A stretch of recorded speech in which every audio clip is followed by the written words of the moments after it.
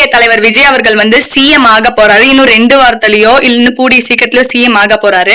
மக்கள் விரும்பும் மாற்று அரசியல் எனக்கு எதுன்னு புரியலைங்க. அதுக்கு முன்னாடி டிவிகே தொண்டர்களுக்கு, நண்பர்களுக்கு எல்லாருக்குமே என்னோட மனமார்ந்த வாழ்த்துக்களை தெரிவிச்சுக்கிறேன். விஜய் அவர்கள் ஜெயிச்ச அனௌன்ஸ்மெண்ட் கேட்ட உடனே டிவிகே தொண்டர்கள் எல்லாம் அரசு போக்குவரத்தை வழிமறிச்சிருக்காங்க. அது மட்டும் இல்லைங்க, அந்த போக்குவரத்துல டிவிகே தலைவர் விஜய் அவர்கள் புகைப்படமும் ஒட்டப்பட்டிருக்கு. இதுதான் மக்கள் விரும்பும் மாற்று அரசியல் முதல் காட்சி. டிவிகே செலிப்ரேஷன் 2வது காட்சி. நடு ரோட்ல ஆட்டோட தலைய வெட்டி செலிப்ரேட் பண்ணிருக்காங்க. ரூல்ஸ் அண்ட் ரெகுலேஷன்ஸ் படி ஒரு வண்டியில 3 பேர் போகவே கூடாது. அதை தட்டி கேட்ட போலீஸ வந்து ஆபாசமான வார்த்தைகளை சொல்லி திட்டிருக்காங்க. 3வது காட்சி. இன்ன வரைக்கும் நம்ம எல்லாருமே திருவிழாவை பார்த்திருப்போம். டிவிகே திருவிழாவை பார்த்திருக்கவே மாட்டோம். இதுதான் வந்து ஆதாய அளவு. டிவிகே தலைவர் விஜய் அவர்கள் ஜெயிச்ச உடனே எல்லாருமே செலிப்ரேட் பண்ணிருக்காங்க. எப்படின்னு பாத்தீங்கன்னா ஆதாய அளவு குத்தி திருவிழாவை கொண்டாடி இருக்காங்க. இதுதான் 4வது காட்சி.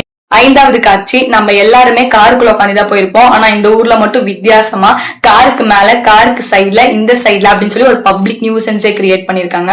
இன்ன வரைக்கும் நம்ம எல்லாருமே பைக் வீலிங் பார்த்திருப்போம். ஆனா இங்க ஒருத்தர் வித்தியாசமா ஆட்டோ வீலிங் பண்ணிருக்காரு. எல்லாருனாலையும் செய்ய முடியாத ஒரு விஷயத்த இவர் செஞ்சிருக்காரு.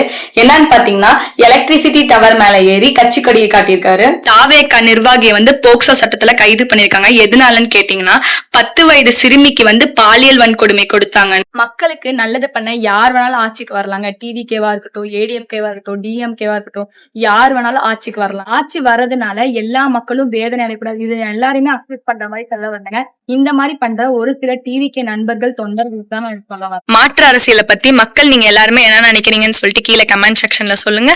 தேங்க்யூ ஃபார் வாட்சிங்.